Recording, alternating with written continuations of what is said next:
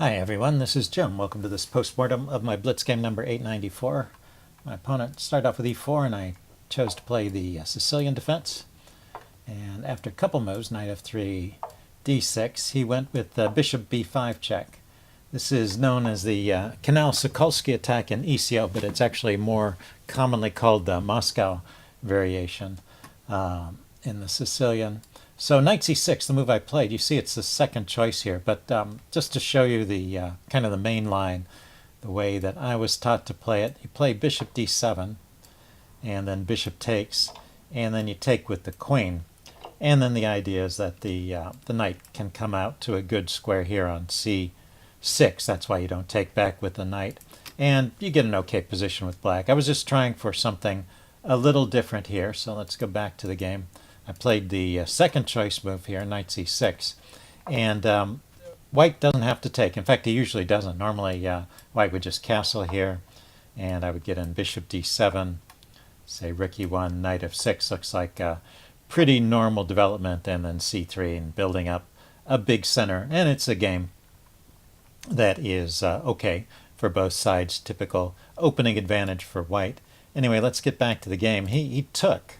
And, well, I think this is, you know, at least equal for black. He's giving up the bishop pair, and he's giving me an extra pawn in the center. So I have possibility of using that to push pawns forward in the center. And so I think this is just okay for black. Not that black is better, but... and then the normal move here is bishop g4 or e5. e5 is very interesting looking move. You've got this pawn here taking away the d5 square, so there's no hole on d5, and you can set up a very solid center. I think that's a pretty interesting way to play. The chess engine, at least at first blush, did not like this bishop g4 move. Can't say what's wrong with it myself, but the chess engine preferred e5 by quite a bit. Anyway, I went with g6, and we're pretty much out of the book, so let's just follow along. Let's see, he went d3. Bishop g7. This is okay for black. White still has that opening advantage. Maybe knight bd2 is a little more active than c3, but I think this is okay as well. And then I did this weird move, knight h6. So this is a bit strange, and it doesn't quite work out. What I was intending was something like this. Say he plays rook e1. I was going to castle and try and get in the move f5, trying to open things up. But I can't easily get that. If he pushes on with d4, I can't play... f4 right away because he will just take on, I can't play f5 right away because he will take on c5 and open up this d file here to trade my queen off, and my structure is kind of a mess for the endgame. So I should take, he takes back, and then if I go with f5, he can push on with e5, so he doesn't have to open up the f file. I mean, my whole idea was that he would take and I would be able to take back with the knight. Now it turns out this is still playable. The knight can get back into the game via f7, at least at the moment. I don't know, I have to worry about him pushing this pawn, so maybe I need to play knight f7 right away to prevent him from trapping the knight there. But it does seem to be a playable position. Yeah, it's interesting. What do I do after knight f7? He pushes the pawn. I have to go back, I guess. But the chess engine was saying I should play knight f7 there. Anyway, not the kind of position I was really going for. I really wanted to open up that f-file, and it was just not happening. So I have to say this knight h6 idea was kind of a failure. But he just took it off. So now I have the bishop pair, and now black really is equal to slightly better. Let's see, he continues to develop. And we get some normal moves here. Let's just go through this.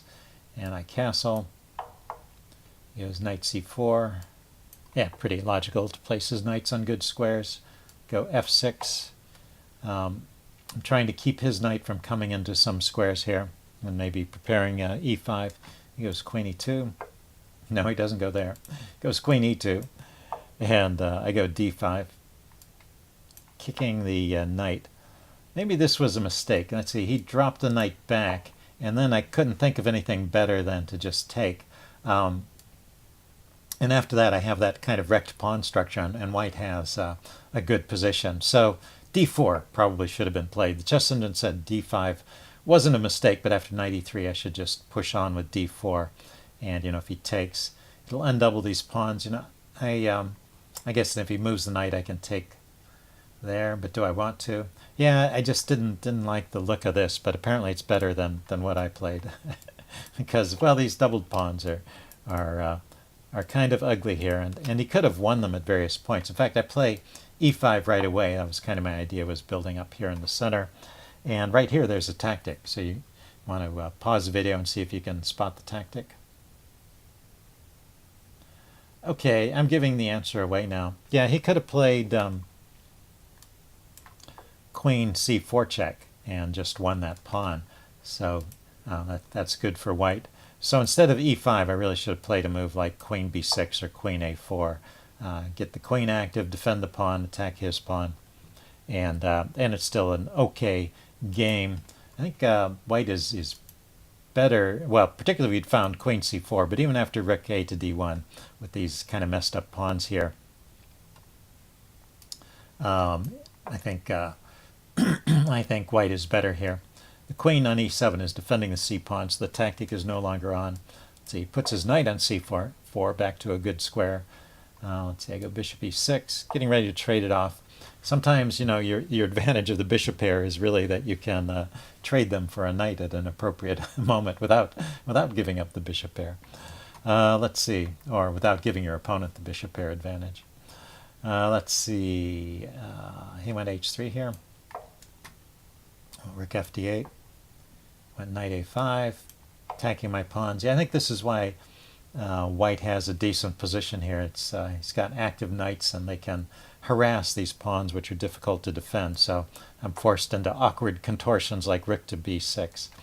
Let's see, he traded a rook. So yeah, I think white is doing fine through all this part. He just missed that one tactic where he could have won a pawn. But other than that, he's been playing pretty well through this. Let's see, chasing my queen a bit. Knight d2 brings his knight around. It's going to come to a good square. So I felt like I needed to do something active to stop that knight from coming in here. The chess engine wants to drop this bishop back to f8. It says that I'm still okay. Yeah, I didn't actually. Maybe the idea is that when the knight comes to when the knight comes to c4, then I trade it off with the knight, because otherwise it seems like I'm losing some material here. Well, maybe I still have rook a6. Maybe that's possible with the knight on c4. Don't know. Anyway, I decided to just take that knight off, and here he makes another mistake. So kind of the second mistake for white, and I think it's pretty instructive. He should take with the rook here and not the queen. And the thing is, I don't know, king f7 was actually the suggestion from the chess engine. He can line up like this with the queen behind the rook and bring the rook in here, and then king e8 to keep control of these squares. So he can threaten to bring the rook in there, and he's got pretty good control of this file, and he's got my pieces tied up. So now he just needs to figure out how to maneuver his knight or his pawns to force some kind of breakthrough here. But this should be a good position for white. He's got black tied up in knots there. So instead of taking with the rook, though, he took with the queen. And then I'm still in the game at this point. So I went rook a6. Yeah, the queen also left that good diagonal, so I can play this rook move and harass his knight. And he decided to trade queens. That's not bad at this point. He gets an active rook. So I bring my king up to f7. And I'm controlling this square, so he's going to try and use his knight now. His rook can't come up, but maybe his knight can do something. And, well, it's turning into this kind of pawn-grabbing race. And should be about even, I guess. But rook to b2 is a bit of a mistake here. Let's see. King to e7 is recommended. It's attacking his rook. And say if rook h8, I can play h5. And this pawn is defended, and so this seems to be okay for me. Rook to b2 could have led to trouble for me if he had played b4, just defending the knight. Let's see, and if I continue, say rook c2 going after this pawn, he can go after this pawn. I can't really, well, I could come back and defend, but he has the edge. If I grab the pawn, he'll grab this pawn, and it looks pretty good for white. So let's see, rook b2 is a bit of a mistake, but he played rook h8, and let's see, I went king g7, and he went rook back to e8.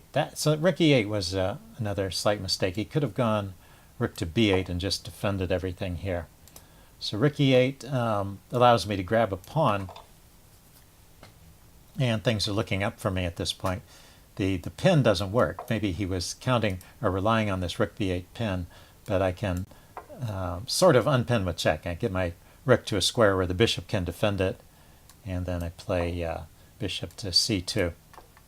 And then knight e6 is an actual mistake, although I did not exploit this to the fullest extent. But if I had played, well, let's see, what he should play is something like rook c8, just getting away from my rook and attacking a pawn makes sense.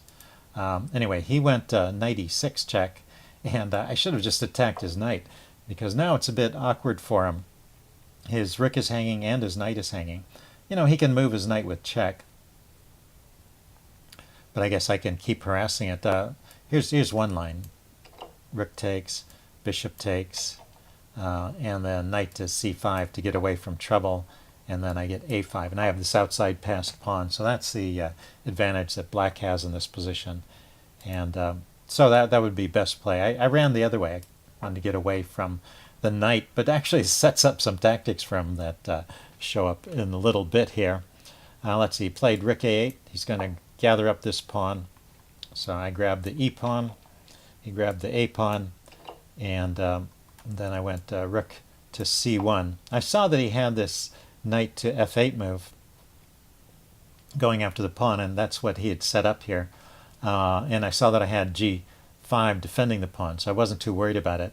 But there is another really clever tactic in this position, which is rook to a4. And this is where my king position becomes an issue, because if I drop my bishop back, which is pretty natural, I get mated. His knight here is covering my exit squares for the king. So that means this is a pretty terrible pin. I have to defend the bishop, and then he can kick it with f3, and he's going to win material there. So that means that when I played rook c1, that was actually the mistake that allowed all this. If we cancel that, I could have played rook to b2.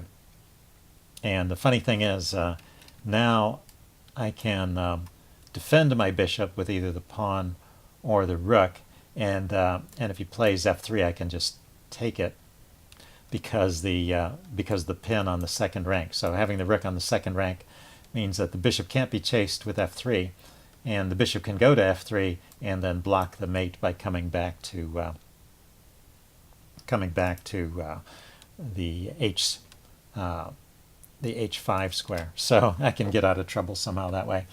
Anyway, so rook to c1 allows this rook a4 tactic, but he was going for this knight f8 idea, and that's probably what he had planned for a while, and now he continued up by taking, but of course my defense was adequate there. So really he has nothing better to do than to play knight d7, and black is a little bit better here, but he could try and go for some kind of perpetual by going like this. Eventually I'm going to have to move the f-pawn forward, I guess. And so I'm still a pawn up. But actually I'm not a pawn up. If I move the f-pawn forward, he grabs this pawn. Yeah, the chess engine was giving a slight edge to black, but not very much. I think probably a drawn endgame with correct play.